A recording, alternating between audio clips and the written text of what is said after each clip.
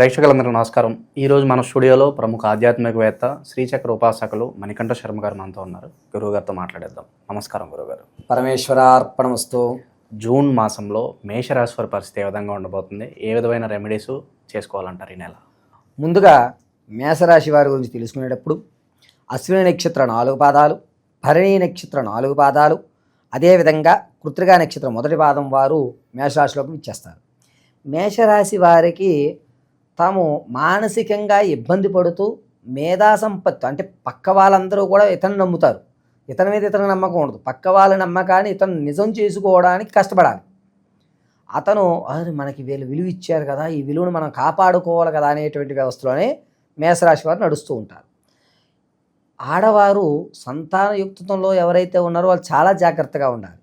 అదేవిధంగా వివాహం కావాల్సిన వారు, సంతానం కోసం చూస్తున్న వారు, వీరు ముగ్గురు చాలా జాగ్రత్తగా ఈ యొక్క నెలంతా కూడా ఉండాలి. వాస్తవానికి మేషరాశి వారికి ఏలినాటి శని, అర్ధాష్టమ శని ఈ రెండూ కూడా కలియుక్తంతో నడుస్తూ ఉన్నాయి.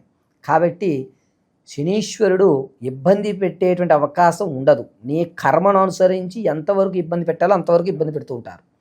తదనంతరం విద్యార్థులు ఎవరైతే ఉన్నారో వారికి ఆశించిన ఫలితాలు లభిస్తాయి. రాజకీయంలో ఉన్నటువంటి వారికి మంచి అవకాశం అనేటువంటిది లభిస్తూ ఉంటుంది. అంతేకాకుండా మీరు ఊహించినటువంటి పదవి మీకు కట్టబెడతారు. ఇక సినీ రంగంలో ఉన్నటువంటి వారికి అంత ఆశాజనకంగా ఉండదు. సాంఘిక సాంస్కృతిక కార్యక్రమంలో ఉన్నటువంటి వారు కూడా మీ కష్టానికి ఫలితం లభించదు. అయితే ఎవరైతే విదేశాలు వెళ్దాం అనుకుంటున్నారో వారికి మంచి అవకాశాలు అనేటువంటి లభిస్తూ ఉన్నాయి. ఎవరైతే విదేశ యోగంలో ఇప్పటి వరకు కూడా ప్రయత్నించి ఓడిపోయినటువంటి వారికి మంచి అవకాశం ఈ నెల అని చెప్పచ్చు. ఎక్కడైతే భూ సంబంధిత రియల్ ఎస్టేట్ కానీ లేదా స్టాక్ మార్కెట్లో కానీ వ్యాపారం చేద్దాం అనుకున్న వారు కానీ అంత ఫలితాలు ఉండవు. ఏలినాటి శని ప్రభావం వల్ల కాస్త ఇబ్బందిదాయకంగా నడుస్తూ ఉంటుంది. మీ చేత్తో ధనం ఇవ్వడం వల్ల అతను నష్టపోతాడు, మీరు నష్టపోతారు. మీరు ధనం తెచ్చుకునే అవకాశం లేదు. కాబట్టి ధన సంబంధిత వ్యవస్థలో కొన్ని రెమెడీలు చెప్తాను, అవి పూర్తి చేసుకోండి. ఆరోగ్యపరంగా కూడా కీళ్ళకు సంబంధించి, మోకాలకు సంబంధించిన వ్యాధులు అనేటువంటి ఏర్పడుతూ ఉంటాయి. అంతేకాకుండా బ్రీత్ తీసుకుంటున్నప్పుడు ఛాతిలో నొప్పి వచ్చేటువంటి అవకాశాలు ఈ నెలలో చూస్తూ ఉంటారు మేషరాశి వారు. ఇక వ్యాపారం ప్రారంభం అనేటువంటి మాటే లేదు.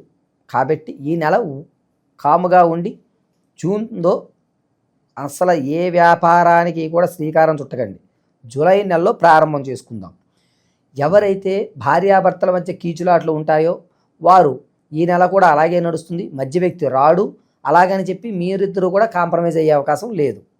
కోర్టు కానీ ఆకస్మికమైనటువంటి ధనం కానీ ఎవరైతే ఉంటుందో దారి అయితే కనబడుతుంది, కానీ నమ్మకస్తులు కాదు అని మీరే అతన్ని నమ్మరు. ఇక ఈ యొక్క మేషరాశి వారికి ఏలినాటి శని ప్రభావం వల్ల ఎప్పుడూ చూడనటువంటి కొత్త శివ దర్శనం అనేటువంటిది కావిస్తూ ఉంటారు. అంటే ఎప్పుడూ కూడా అతను శ్రీశైలం వెళ్ళలేదనుకోండి, ఈ సంవత్సరం ఖచ్చితంగా శ్రీశైల దర్శనం గావిస్తూ ఉంటాడు.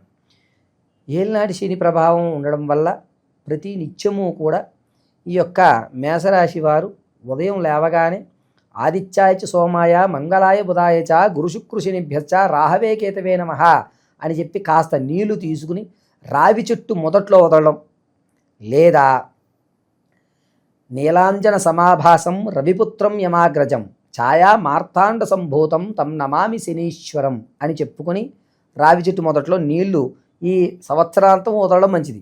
ఈరోజు ఆ రోజున లేదు, రోజు వదలాలి.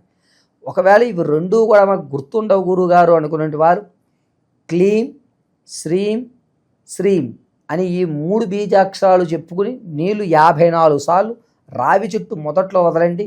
శని ప్రభావం అనేది తగ్గి మంచి ఫలితం అనేటువంటిది ఏర్పడడానికి అవకాశాలు కలబడుతూ మిమ్మల్ని పరమేశ్వరి రక్షిస్తూ ఉంటుంది. ఇక బంగారం, వస్త్రాలు, విలువైనటువంటి వస్తువులు, వీటి పట్ల మీరు ఇప్పటి వరకు ఎలా ఉన్నారో అలాగే ఉండడం, కొత్తగా బంగారాన్ని కానీ కొత్త వస్తువులు కానీ కొనేటువంటి అవకాశం ఏర్పడుతుంది. నూతన కార్యక్రమాల్లోకి శ్రీకారం చుడతారు. శుభ కార్యక్రమాలు ఏవైతే ఉంటాయో వాటిలో మీకు పెద్దపీట వేస్తారు. అంత బాధ్యత వాడికి ఇచ్చేయండి, మనకి ఇబ్బంది ఏమి లేదు, వాడే చూసుకుంటాడని నమ్మకం కలుగుతుంది. పైగా మిమ్మల్ని నమ్మేటువంటి వారి యొక్క నమ్మకాన్ని మీరు నిలబెడతారు.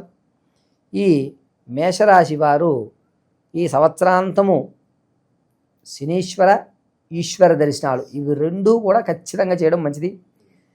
అమావాస్య ముందు వచ్చేటువంటి చతుర్దశి రోజున నల్ల నువ్వులు, తెల్లటి బియ్యం, అంటే మామూలుగా బ్రౌన్ రైస్ అవి కాకుండా తెల్లగా ఉన్నటువంటి బియ్యమే కేజింపావు, నల్ల నువ్వులు కేజింపావు, నల్లటి వస్త్రము, పత్తి గింజలు, అదేవిధంగా పత్తి గింజలు రెండూ కూడా, మేకులు ఒక 5, ఒక నల్లటి మూకిడి, ఇటువంటివి ఈ సంవత్సరాంతము కూడా ప్రతి నెల కూడా అమావాస్యకి ముందు వచ్చేటువంటి చతుర్దశి రోజున దానం చేసుకోండి బ్రాహ్మణికి ఇచ్చి.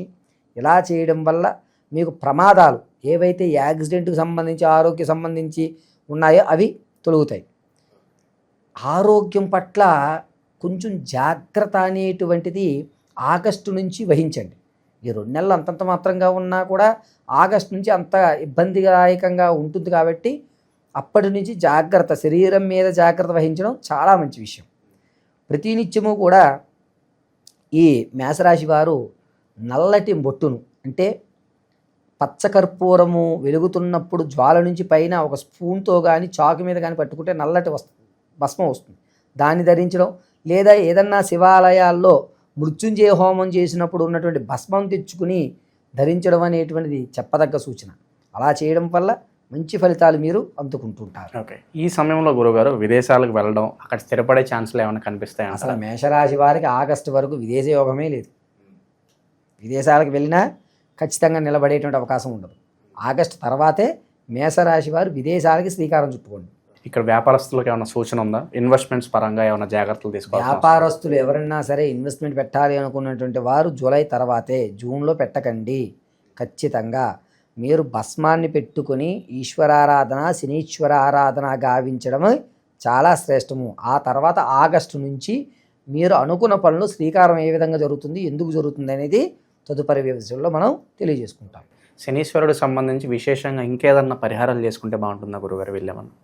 శనీశ్వరుడు నువ్వుల నూనెకి ప్రీతిప్రాత్రుడు కాబట్టి నువ్వుల నూనెతో స్వామివారికి అభిషేకం చేయడం చెప్పాను కదా. అమావాస్య ముందు వచ్చేటువంటి రోజున దానం చేయడము చాలా మంచిది.